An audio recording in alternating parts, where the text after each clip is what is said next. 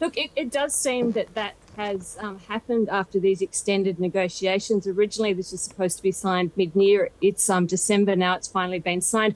But for Papua New Guinea, they get a $200 million boost from Australia to really try and rebuild the internal security. So this is looking at wanting to double the number of police officers, setting up another police training academy. Even Australia's helped to hire more judges, and up to 50 Australian and other Commonwealth senior police will fill a gap in senior policing positions within Papua New Guinea. So the government there has been out very quickly to sell this to the population as being an internal security boost. But from Australia's point of view, it's really been pushing to boost Pacific-led regional security, which means it doesn't want any gaps for China to fill. So if you look at the text of the agreement, it does cover defence, consultation, and particularly in areas where Australia and Papua New Guinea would talk to each other first before, Papua New Guinea went to someone else to look at their security needs for equipment and training. Yeah. Does it mean that potentially former Australian police officers would be training or working in Papua New Guinea? Yes, it does. So AFP Australian Federal Police have been up there in advisory roles, but they haven't been able to carry arms or, deployed in an active way because of a court ruling some decades ago in Papua New Guinea that said this wasn't constitutional. So this framework agreement overcomes that by allowing Australian police to be hired under contract. They'll be wearing Papua New Guinean uniform. They'll be reporting directly to the police commissioner there. So it's Australia becoming more actively involved in security, but it's also responding to sensitivities within Papua New Guinea that they wanted their sovereignty preserved. And there was a public backlash from some opposition politicians and on university campuses when a US defence cooperation agreement was signed in May that is likely to boost the number of US military and US military access to bases.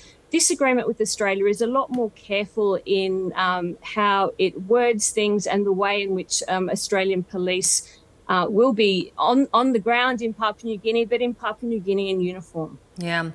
PNG wants some form of control and certainly to protect their sovereignty is their right, but this is a significant funding agreement. Will there be some oversight that Australia will have? Well, it sounds like that there will be a lot of consultation in the agreement. It talks about mutual consultation, and speaking to PNG ministers this week, they've said, look, where we are hiring in senior Australian police or Commonwealth police, will take guidance from the AFP on who's suitable for the role. When they're trying to boost the judiciary in Papua New Guinea, they are looking to Australia for guidance. So it does seem to be an agreement of mutual cooperation. And some sort of transparency. Does it necessarily mean, though, that we will always be the partner of choice when it comes to security for Papua New Guinea? Well, Papua New Guinea and Australia have been very careful about how they've spoken about this today. So they've certainly, both sides have talked about how close Australia and Papua New Guinea are. But Marape was careful today to say we're not picking sides. There's geopolitical contest in the region between the United States and China. Marape and also his defence chief were up in Beijing in the last 2 months as they try and seek to boost trade and economic agreement with China. So they're not going to say anything that upsets Beijing, but they've also said that we're not excluding anyone, but we choose how we partner with countries. So it seems clear from this agreement and the US agreement mid-year that security ties will be boosted with the US and Australia.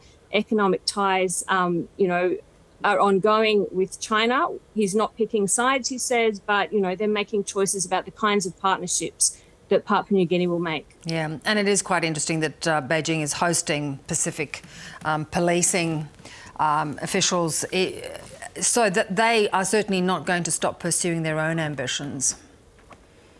No, I mean, China very clearly wants to extend its, infrastructure inroads that, it's been building stadiums and buildings and highways throughout the Pacific for 10 years. It's offering a lot of money for infrastructure projects, and it wants to extend that into security deals. Papua New Guinea's neighbours, Solomon Islands and Vanuatu, have both signed policing equipment and training deals with China. So China's ambitions in that area certainly won't go away. Yeah.